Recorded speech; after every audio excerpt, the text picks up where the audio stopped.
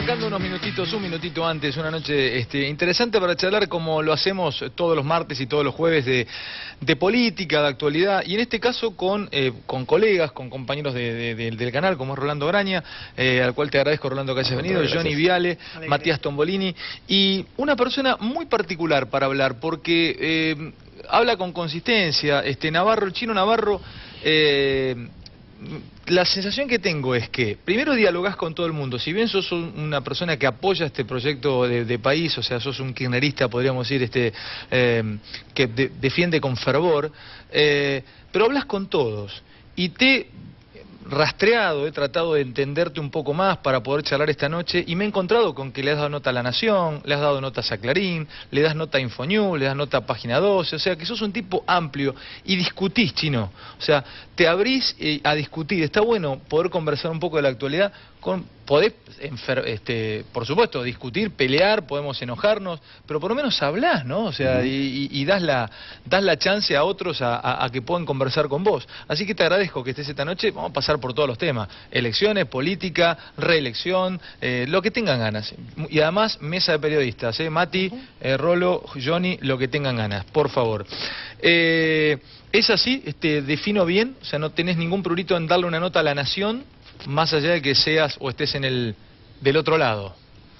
No, a mí me parece que la política es eso, es dialogar, es poner ideas, reflexionar en términos colectivos, discutir apasionadamente, pero si yo no sé lo que vos pensás, no puedo saber cómo encarar una relación con vos, o pretender convencerte, o reconocer cuestiones que ustedes señalen que por ahí yo estoy equivocado. ¿Está bien decir kirchnerista? ¿Está bien decirte kirchnerista? ¿Por ahí te gusta más que te digan peronista? No, yo me siento peronista, pero también me siento kirchnerista, porque después de la década de los 90, yo me reenamoré de la política con Cristina Kirchner y con Néstor Kirchner. Yo conocí primero a Cristina. Y por lo tanto me siento peronista, y creo que hoy, en el siglo XXI, ser peronista es ser kirchnerista. No hay dicotomía, no hay contradicciones. Pero no todos los peronistas son kirchneristas. No, porque habría que rediscutir qué es el peronismo. Porque hoy, de aquella frase de Perón, de que peronistas son todos, hoy se puede ser peronista siendo tributario al ALCA, ser peronista trayendo a Giuliani como Sergio Massa, o ser peronista trabajando para construir justicia social como pretendemos hacer en el gobierno de Cristina. Por ejemplo, ¿se puede ser peronista trayendo a Giuliani? No, no. ¿Por qué no?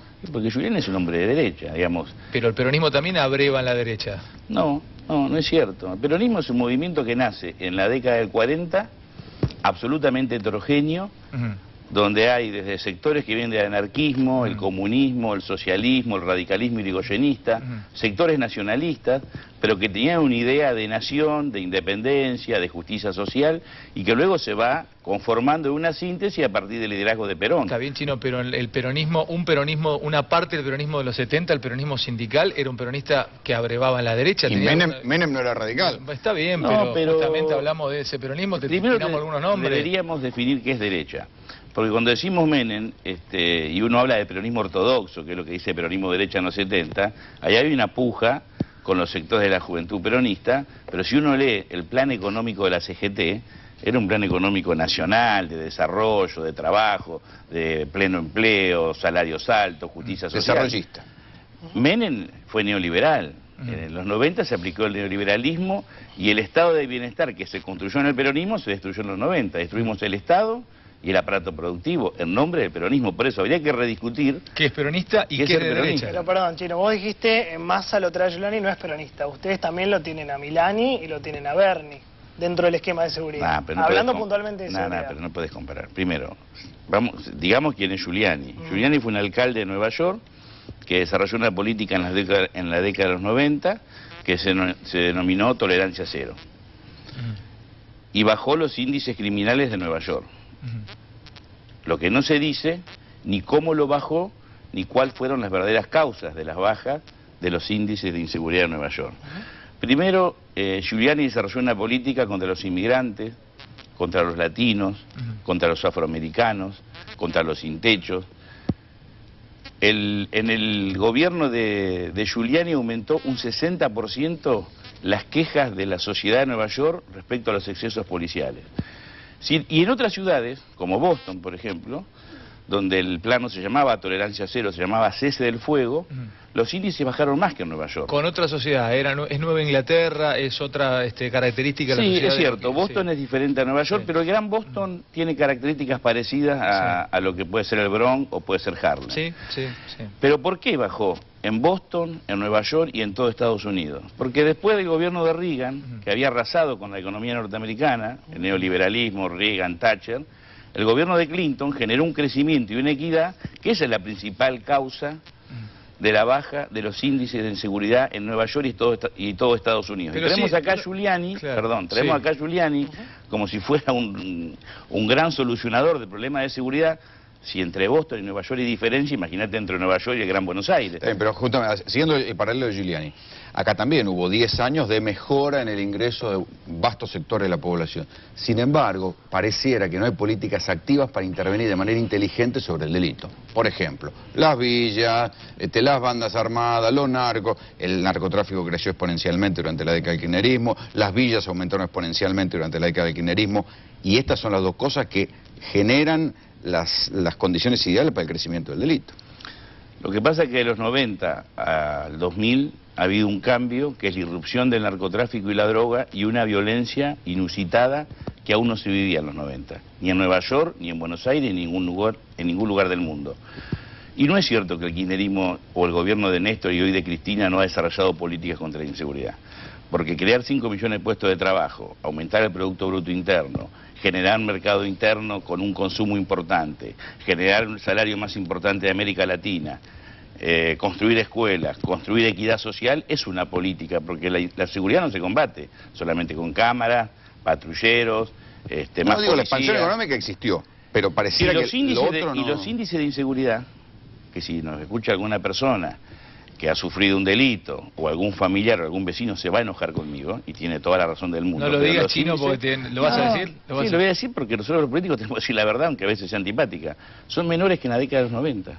¿Por qué no difunden las estadísticas? No, se difunden. ¿Cómo que no se difunden? Sí, la provincia no difunde, las nacionales no se difunden. Hay índices de inseguridad, y los de Argentina... Aníbal llegó a decir que era una cuestión de seguridad nacional, no difundirlos. Bueno, está bien, yo lo que te digo es que son inferiores a la década del 90. Sin embargo, en los 90 había otro paradigma, y esto no se decía porque el enfoque de la política de aquel momento iba en otra dirección.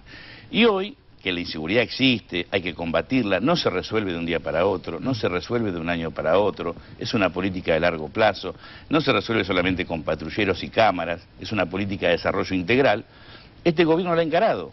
Creó un Ministerio de Seguridad, equipó como nunca se equipó a las fuerzas de seguridad y desarrolla políticas inclusivas. Lo que pasa es que lo que pasó con la violencia y el narcotráfico en el mundo es un hecho inédito que aún estamos tratando de formar un diagnóstico, porque la violencia ha crecido en América Latina, no tanto en Europa, pero en América Latina y en ciudades de Estados Unidos a índices que realmente son inauditos y que cuesta desentrañar cuál es la verdadera causa. Yo te voy a hacer un paralelo. Sí, a ver, dale. ¿Cuántos policías necesitas para un Boca River?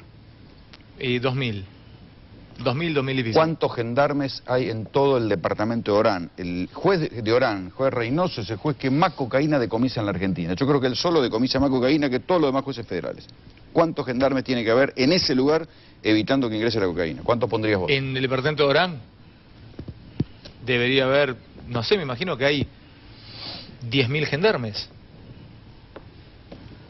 2.200 con suerte.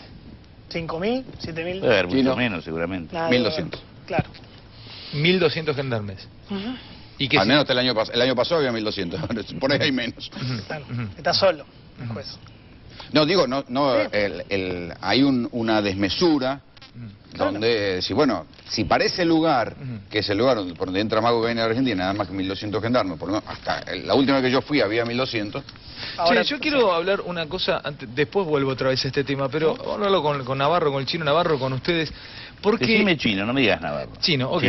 Te voy a no, porque me dicen Navarro en el colegio, cuando me decían Navarro era porque había hecho una macana. ¿En serio? Y todavía inconscientemente te funciona. ¿Me decís Chino? Te digo Chino, dale, te digo Chino. O Cabezón te dicen también, ¿no? Me decían Cabezón en mi pueblo. Bueno, el otro día ahí, en esa punta, donde estuvo Insaurralde, donde estuvo de Narváez y donde va a estar Massa esta semana, ahí de Narváez todavía estoy viendo el lugar. Le dije, empezamos a hablar de lo que es ser de derecha en Argentina. Y le pregunté a de Narváez, ¿vos te considerás de derecha? ¿Vos sos un tipo de derecha? Me dijo, yo si estuviese en la política de Estados Unidos sería demócrata. Que después empezaron los chistes, las bromas, ni republicano, o sea, algunos decían del Tea Party, lo ponían, lo jodían en el Twitter. Yo sería demócrata, dijo de Narváez. Yo tenía ganas de hablar con usted, ya no pudimos definir qué carajo es ser peronista, en realidad tenemos mucho para discurrir. Posible.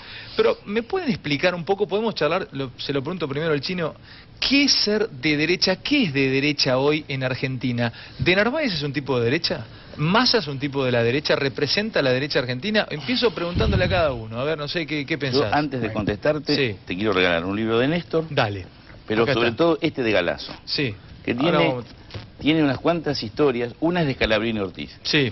Scalabrini Ortiz cuenta que va al Chaco. Sí. Recién Perón no era presidente, era el coronel Perón, secretario de Trabajo. Sí. Va a un lugar de ramos generales, donde tenían un mostrador, un bar, y había un indio, tomándose una grapa, una ginebra.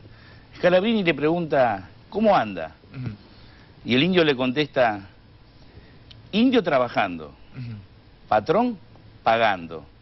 Dicen que en Buenos Aires hay un tal coronel Perón mandando. Yo sé que eso es peronismo, lo contrario es ser de derecha. Es decir, los que están en contra de los trabajadores, de los más humildes, de los necesitados, los que responden a los grupos económicos que existen, a la Embajada de Estados Unidos, a los intereses extranjeros que perjudican a los nacionales, son de derecha. Yo sé que es una simplificación. Sí, y no lo espero de vos. Bueno, pero... Te considero un tipo pensante, un tipo de verdad con una lucidez para declararte. Te he seguido y te he leído. Y te veo también en televisión, sos periodista, sos comunicador. Dame algo un poco más lúcido al respecto de qué es ser de derecha en Argentina. Dale, de vos espero más. No es poca cosa. No, me contestaste con una generalidad. Vos podés dar algo más. Te voy a dar un ejemplo que pasó hace 4 años. Sí. Igual creo que no te contesté con una generalidad, pero no importa. No, bueno, dale. La 125. Sí, dale. La 125 fue un decreto que quizás cuando fue escrito no se pensaba que iba a generar las consecuencias que generó. ¿Qué consecuencias generó la 125? Se puso en juego parte de la renta de los sectores dominantes del campo, sobre todo los exportadores de soja, los agroexportadores. Ese decreto generó el locao patronal más salvaje de la historia de América Latina, que estuvo a punto de destituir a un gobierno constitucional. ¿Vos crees que estuvo a punto de destituirlo? Sí. De destituirlo. Lo creo y hay datos certeros de eso.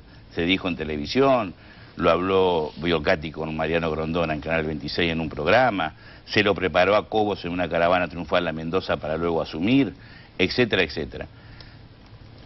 ¿Quiénes apoyaron? Algunos quizás honestamente, los productores es una cuestión mezclada, yo ahí no opino, pero opino más de los políticos y los grupos económicos, que apoyaron ese locao patronal, expresan intereses contrarios a los intereses populares.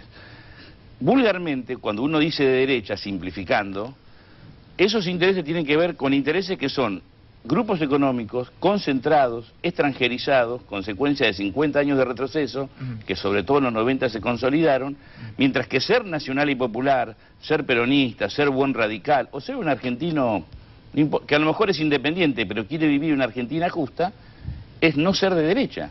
Porque no ser de derecha es defender la asignación, defender el salario alto, no decir como dice Roca, de Techín, o como dice Ratazzi, de Fiat, que Argentina no es competitiva económicamente porque el salario del trabajador argentino es alto.